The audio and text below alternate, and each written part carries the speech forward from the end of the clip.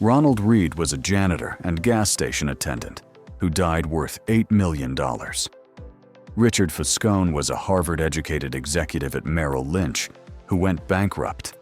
Same country, same time period, completely opposite financial outcomes.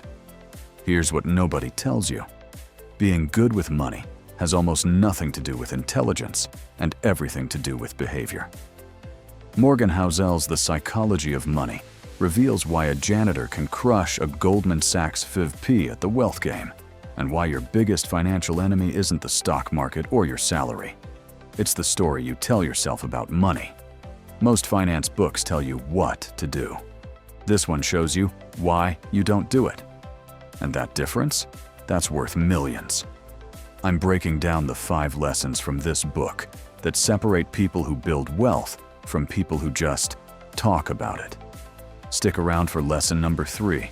It's the one that makes millionaires uncomfortable. Lesson number 1. The enough paradox. Rajat Gupta had everything. Goldman Sachs board member, $100 million net worth, advisor to the UN and Bill Gates. Then he committed insider trading to make a few million more. He went to prison. Housel calls this moving the goalposts. You think $1 million will make you happy. You hit it. Now you need $5 million, then $10 million. You're running on a treadmill where the finish line moves faster than you can run. The wealthiest people aren't always the happiest, but the people who know their number, they sleep well. Here's the uncomfortable truth. If you don't define enough, you'll spend your entire life chasing more. And more is the only number that's never enough. But here's where it gets interesting. And this connects directly to lesson number 2, which explains why your neighbor with the BMW is probably broke. Monday morning. Action step. Write down your enough number. Not what Instagram tells you. Not what your college roommate is making. Your number. What annual income would let you stop worrying?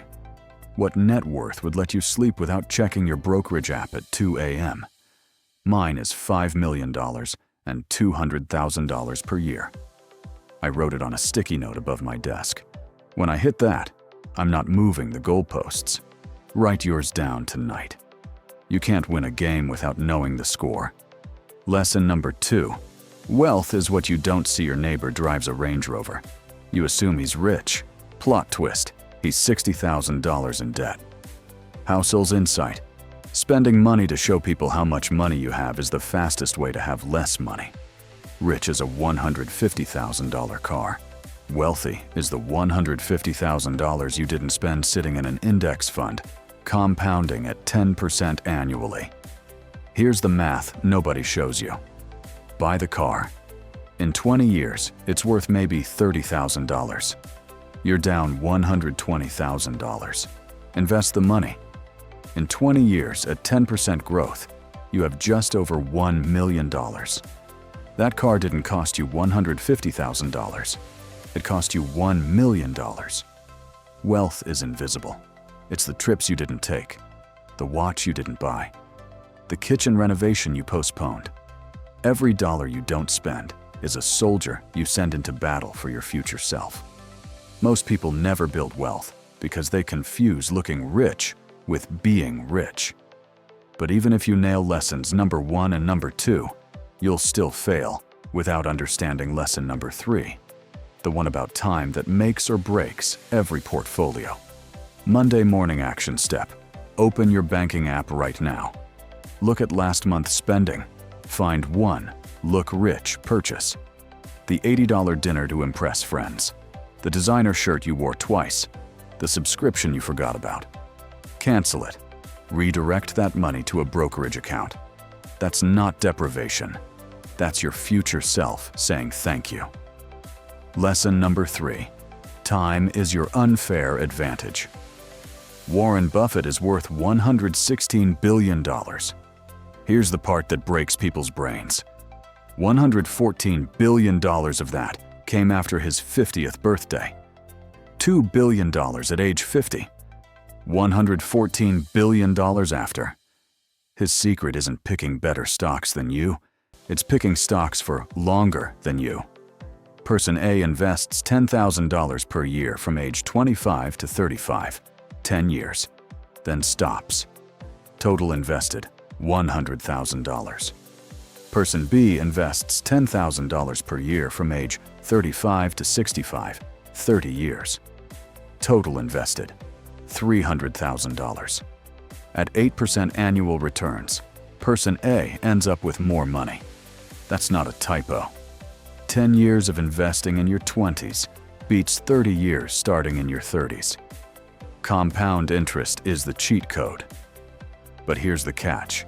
You can't buy time. You can only use it. Every year you wait as a multiplier, you lose forever. Starting at 25 versus 30 doesn't cost you 5 years. It costs you 40% of your retirement wealth. Time is the multiplier, but most people sabotage it with the mistake in lesson number 4. And this one is painful to admit. Monday morning action swap. If you don't have a retirement account, open one this week. Roth IRA, 401k. I don't care, just open it. Set up automatic contributions, even $50 a month. The amount doesn't matter yet. The habit does. You can increase it later, but you can never buy back time. Every month you delay is money you'll never get back. Start messy. Start small. Just start. Lesson number 4. You're not crazy, you're just different. A baby boomer who bought a house in 1975 thinks you're irresponsible for not owning property. You think they're delusional because homes in their era cost 3 times the median income. Today, it's 8 times. You're both right and both wrong. Here's Housel's insight. Your money decisions make sense to you based on your life experience. The boomer saw 20% mortgage rates and thinks 6% is a gift. You see $500,000 starter homes and think the system is rigged. Different generations, different economies, different financial playbooks. A person who graduated college during the 2008 recession invests differently than someone who graduated in 2019. Same intelligence, different scars. Stop comparing your Chapter 3 to someone else's Chapter 20. Your parents bought a house at 25 because houses cost what a new car costs now. You can't run the same playbook in a different game. The most dangerous money advice is advice that worked for someone in a completely different economy. Monday morning. Action step. Write down your money story. When did your family talk about money? Was it stressful? Shameful? Exciting? Did you grow up poor? Rich? Comfortable? Your money behaviors aren't random.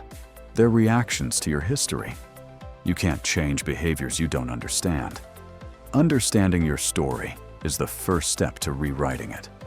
Lesson number 5. Room for error is your superpower. The difference between a good plan and a great plan. Margin for error. Budget number 1. I'll invest 100% of my savings in stocks. I can handle the volatility. Budget number 2. I'll invest 80% in stocks. Keep 20% in cash. I'm prepared for chaos. Guess which person panicked and sold during the 2020 crash? Guess which one bought the dip? Housel's rule. Assume things will go wrong, then assume they'll go more wrong.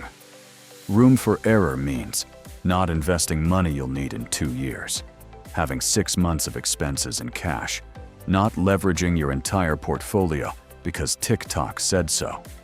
The person with margin survives. The person optimized to the edge gets wiped out when life happens. And life always happens. Building wealth isn't about making the perfect moves.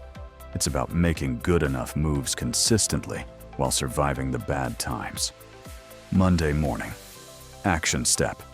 Look at your emergency fund. If it doesn't exist, start one today. Target. 3 to 6 months of expenses in a high-yield savings account. Can't do that yet? Start with $1,000, then $2,000. Build the buffer. When the market crashes, and it will, you won't panic sell because you need the money. You'll buy the dip like the wealthy do. Margin for error is the difference between staying rich and getting rich, once then losing it all. Ronald Reed, the janitor worth $8 million. He never earned more than $25,000 per year. He just understood these 5 lessons better than Harvard MBAs. Wealth isn't about what you know. It's about what you do with what you know. And the gap between those two? That's where most people stay broke. If you want more financial cheat codes that actually work, not the buy my course garbage, subscribe. I'm breaking down one money book every week with the stuff they don't want you to know. Drop a comment. Which lesson hit you hardest? And what's your enough number? I read every single one. Subscribe and watch next video on this channel, where I break down why index funds beat stock picking 90% of the time, and what to do if you are in the 10% who shouldn't use them. Your future self is watching. Make them proud